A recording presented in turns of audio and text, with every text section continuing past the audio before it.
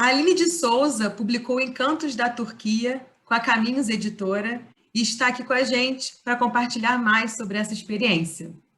Aline, como é que surgiu a ideia de fazer um livro? Oi, tudo bom, Natália? Quando eu vim morar aqui na Turquia, no ano de 2010, eu comecei a escrever um blog com coisas que eu achava interessante sobre a Turquia, né, curiosidades e tal. Então, o blog se chama A Vida na Turquia. E aí, ao longo desses 10 anos de blog, né, várias pessoas me disseram, você tem muita informação no seu blog, por que é que você não faz um livro? Aí, aquela sementinha foi plantando na minha cabeça, né? Muitas pessoas disseram isso, porque eu tenho muitos seguidores, e muitas pessoas falaram isso, né? Aí eu também abri uma página no Facebook. Então, primeiro eu comecei com o blog, depois, quando eu fui ganhando seguidores, eu passei para a página do Facebook, e aí no Facebook eu tive mais seguidores ainda. Então, todas as pessoas falando que eu deveria fazer um livro. Aí a Lilian, que é muito minha amiga, que escreveu a introdução do livro, a Lilian Duarte, ela ficou incentivando, tipo assim, todo dia ela me pregava para eu fazer o livro, aí eu comecei a escrever, né? Primeiro, para mim, o que me faltava era coragem. A primeira coisa que a gente precisa é coragem, né? Deixar a covardia de lado e ter coragem de começar. E aí, quando você começa e tem a coragem de começar, você também tem que transpor um outro obstáculo, que é a insegurança que a gente fica se as pessoas vão gostar do que a gente está escrevendo. No meu caso, eu tive essa insegurança também, porém, como as pessoas já gostavam, eu já tinha uma experiência prévia, foi um pouquinho mais tranquilo. Mas eu acho que o conselho que eu dou para as pessoas, voltando ao cerne da questão, é que tem que ter coragem e dar o primeiro passo. Esse é o mais importante. No livro que você publicou com a Caminhos Editora, o que você destacaria para compartilhar aqui? Esse é o volume 1, né? Porque eu tenho tanta coisa que não coube num livro só, né? Porque ele já ficou muito grosso. O volume 1 já ficou muito grosso. Se eu fosse fazer tudo, já seria uma Bíblia, né? Já seria a Bíblia. Então, eu resolvi dividir. Aí, tá lindo. Esse é com a capa dura, né? Eu destaco o capítulo de curiosidades, que é, assim, eu acho que é o que pode interessar a todos, porque as outras partes históricas, nem todo mundo pode estar interessado nesses detalhes mais históricos, né, dos lugares, embora eu acho que tudo é interessante, mas eu destaco o capítulo de variedades, que fala sobre cultura, sobre outras coisas, assim, bem interessantes da Turquia. Na verdade, eu dividi o livro, a Turquia em regiões, as regiões que eu visitei, aí cada capítulo é uma região. Aí tem um capítulo para a cidade de Istambul, que é a maior, depois tem um capítulo para a cidade de Ankara, que é a capital, e tem um capítulo para a cidade de Adana, que é uma cidade grande na zona mediterrânea. Então, esses lugares, essas regiões da Turquia, eu mostrei lugares históricos. E lugares históricos interessantes para visitar, para o turista, tanto para o turista comum, mas a maior parte do livro é dedicada para o turista que vem para a Turquia, não para aqueles roteiros turísticos comuns, para roteiros turísticos diferenciados. E essa é a parte das regiões da Turquia, e o último capítulo, que é um capítulo chamado de variedades, que eu abordo temas da cultura turca, histórias, falo de tapetes turcos, falo curiosidades que as pessoas têm sobre as novelas turcas, que sempre me perguntam, falo essas coisas assim gerais, assim, sobre Turquia em geral mesmo, está nesse capítulo que é o último de variedades. Falo da história da Sultana Hürrem, que é minha musa inspiradora. Eu peguei alguns textos do blog, não todos, aqueles que eu achei interessante que podia fazer parte de livro. Eu reformulei esses textos para a linguagem de livro, porque a linguagem de blog é diferente, e fiz textos novos para o livro, quer dizer, não, tudo que tem no livro não é tudo que tem no blog. No livro tem mais coisas e tem mais coisas diferentes. Então, mas eu aproveitei alguns textos do blog, sim. E você organizou uma programação, uma meta para essa realização? Olha, eu fui organizando essas metas mentalmente, mas eu não cumpria essas metas.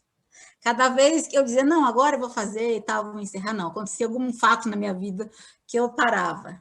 E aí não conseguia dar seguimento. Então, eu comecei assim a relaxar, falei, não adianta eu ficar botando essas metas se eu não conseguir cumprir.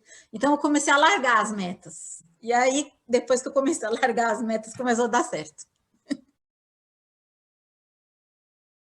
O maior desafio que eu acho, principalmente para a mulher que trabalha e que além de que quer escrever, quer se dedicar a uma obra e tem que trabalhar fora, ainda tem que cuidar do lar, digamos assim, né? E que sempre a gente tem que cuidar alguma coisa do lar, né? É impossível a gente não cuidar nada do lar, né? Então, por mais que você possa até ter uma pessoa para te ajudar, não é a mesma coisa. Esse é o maior desafio, que é muito difícil. É muito difícil você equilibrar todas essas atividades. Então, isso também foi coisas que também eu não conseguia atingir as metas. Porque às vezes eu estava tão cansada, eu pensava, não estou com vontade de escrever hoje, não, amanhã. Daí ia passando para amanhã e para amanhã. Quando eu via, já tinha passado uma semana. Sabe? O que mais me cansava mentalmente era o trabalho, o trabalho. Agora, a maior meta você cumpriu, né? Realizada aqui.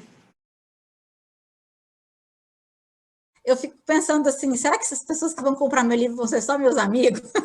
Ninguém mais vai comprar. Ninguém vai ler, ninguém vai gostar. E se eu tiver escrito alguma coisa que eu me equivoquei, que eu errei, eu fico com medo também disso, né? Que apareça alguém e diga, não, você está errado, o que você comentou no capítulo tal é totalmente errado, não sei mais o que. Eu tenho esses medos assim, sabe? Que as pessoas dizem, nossa, você escreveu uma coisa que a gente não está de acordo, e não sei, eu tenho esses medos, que as pessoas não gostem, eu ainda tenho, mesmo que eu tenha bastante seguidores na minha página e tudo, essa é a minha maior insegurança. Você começou escrevendo para você mesma ou para alguém, um leitor específico? Para mim, por quê?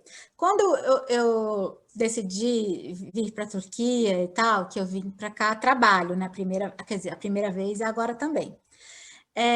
Eu assim, procurava informações sobre o país, sobre tudo, e eu não achava as informações que eu queria.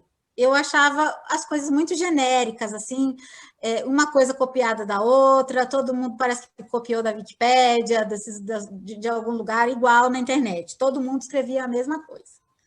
Então, eu comecei a escrever o blog querendo mostrar para as pessoas as coisas que eu tinha curiosidade que ninguém nunca me satisfez. Então, quando eu vim para cá, para esse lado, digamos assim, eu falei, agora eu vou mostrar para as pessoas que, de repente, tem uma pessoa como eu, que está procurando informações diferentes e que não está encontrando. Então, eu vou falar para essas pessoas. E eu fiz o blog assim e fiz o livro assim. Tanto que o livro, ele, apesar de ele ser livro, ele não tem uma linguagem assim muito formal. Tem algumas partes formais, mas eu procurei ter uma linguagem mais natural, assim, para a pessoa que lesse o livro, ela se sentisse acolhida, assim, não houvesse uma barreira entre um livro assim passando aquela seriedade e o leitor, né, que pode ser uma pessoa não tão séria, uma pessoa mais relaxada, uma pessoa mais informal. Então, eu queria que o livro passasse esse ar de falar coisas corretas, mas com informalidade, naturalidade é a palavra. Então, eu escrevi para mim, na verdade. Como é que você imagina o seu leitor? Bom, o meu leitor, eu imagino que é uma pessoa que gosta de viajar, em primeiro lugar, né? Que a Turquia é um país tão distante do Brasil, tão diferente. Uma pessoa que gosta de viajar e tem curiosidade sobre os países. Esse leitor pode querer ler o meu livro, ou ele veio aqui na Turquia, se apaixonou e quer saber mais sobre o país, porque aqui tem muitos programas turismo, né? Mas, assim, excursões, né? De poucos dias. A pessoa veio, quer aprender mais, quer saber mais. Eu acho que essa pessoa pode querer ler meu livro. Ou alguém que também pode estar vindo trabalhar aqui, ou veio se casar com um turco, quer saber mais sobre o país. Eu acho que essa pessoa é o meu leitor, o público, assim. Conta pra gente como foi a sua viagem de descoberta aí desses locais, para você conseguir agora compartilhar com a gente. Eu e meu marido, a gente foi de carro em todos esses lugares, e cada férias que eu tinha, a gente ia para um lugar diferente, né? Então, a gente viajou praticamente toda a Turquia, para todas as regiões. Foi muito bom, assim, foi para mim uma aventura, assim, né? Uma realidade bem diferente da do Brasil, né? Principalmente na área do leste da Turquia, é uma coisa mais assim, Oriente Médio, que para cá onde eu moro, não, é normal, mas é ocidental, assim, né? Mas para lá era bem Oriente Médio, assim, foi o lugar que eu mais gostei, assim, por ser diferente, né? Pela aquela coisa que a gente não está acostumado aí no Brasil, então a gente acha interessante, né? Para mim, a minha região favorita, em resumo, é o leste da Turquia. E você que é a maravilhosa fotógrafa por trás dessas lindas imagens do livro? Sou eu e meu marido. Tem algumas fotos que são fotos minhas e deles, que a gente tira foto, eu vou com uma câmera, ele vai com outra, então no fim a gente não sabe quem tirou o quê. Mas sou eu e ele. Sou eu e ele que tiram todas essas fotos. Quando eu quero, por exemplo, fazer um artigo, né, sobre um determinado lugar, eu fico pesquisando sobre aqueles lugares, sobre aquele lugar antes de escrever. Aí eu leio em vários locais, eu tenho vários livros aqui em casa sobre a Turquia, eu consulto esses livros, e também consulto sites na internet. Aí depois que eu li tudo sobre aquele lugar, eu pego e eu vejo as fotos que eu tenho sobre aquele lugar, e aí começo a escrever assim, eu tenho que ter imagens visuais, assim, porque a minha memória ela é visual. Eu não sou uma pessoa que me lembro, não sei, tem pessoas que lembram de fala, de cheiro, de alguma coisa. Eu sou visual, então eu tenho que ler e eu já tenho que olhar as fotografias. Aí depois que eu olho as fotos que eu tirei, que nós tiramos, e aí eu começo a escrever. Depois que eu fiz essa pesquisa e olhei as fotos. É assim que é o meu processo criativo.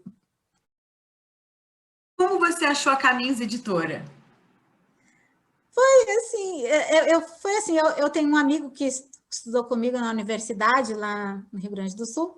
Ele, hoje em dia, é professor de cinema na Universidade de Florianópolis.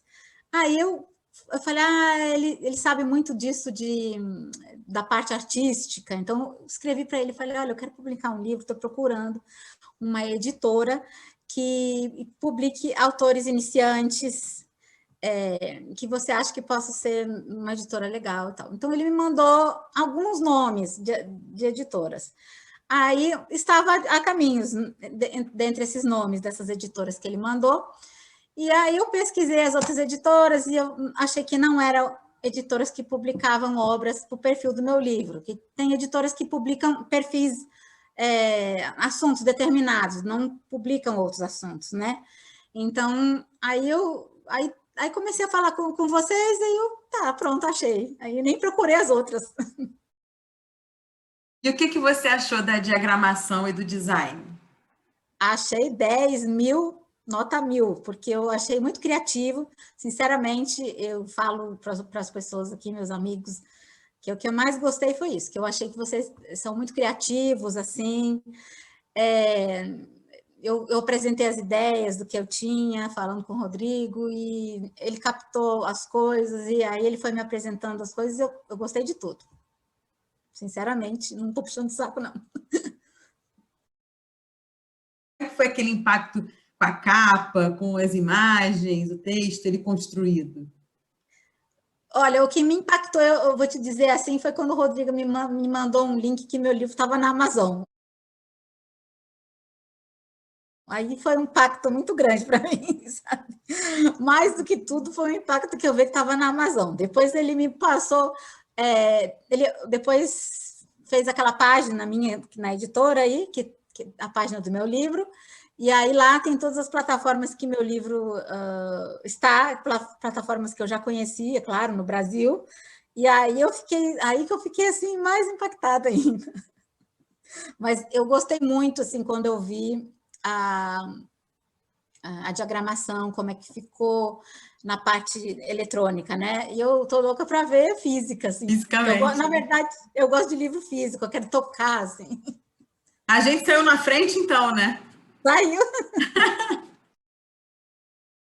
Você recomendaria a Caminhos Editora?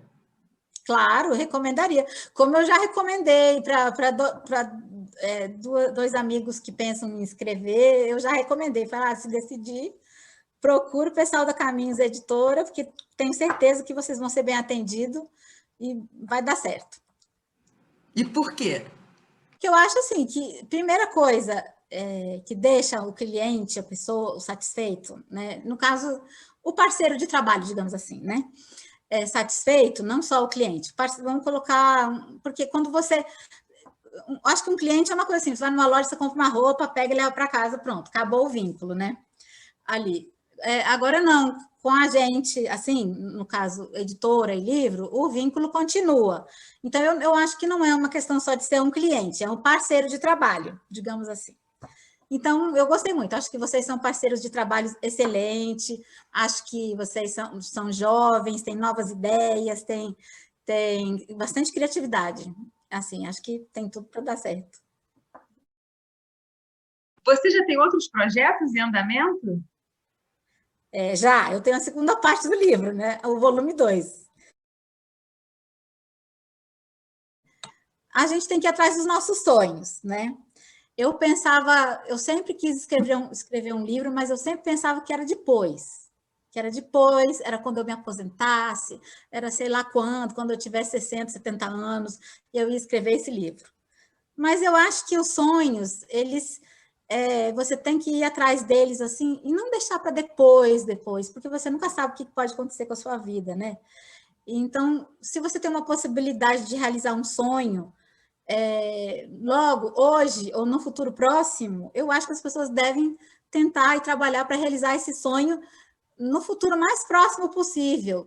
Porque o depois, ele pode não acontecer, o depois está muito longe. A gente tem que desfrutar a vida no hoje e num futuro próximo, digamos assim, não um depois, assim. Eu acho isso, que o principal é isso. A pessoa quer não só escrever um livro, qualquer coisa, quer viajar, quer comprar um apartamento, sei lá, qualquer sonho. Eu acho que a pessoa tem que começar a fazer dele uma realidade. Olha, eu quero esse sonho que aconteça e logo, e trabalhar para que ele aconteça logo, não, depois quando eu me aposentar, e depois quando eu tiver uma casa, depois quando eu tiver um carro. Não, a gente tem que trabalhar os sonhos para que eles aconteçam logo, o mais rápido possível. É isso que eu acho. E sonhar é importante, porque sem sonho, nada se torna realidade. Bom, eu sou de peixes, né? Meu signo é de peixes, o signo dos sonhos.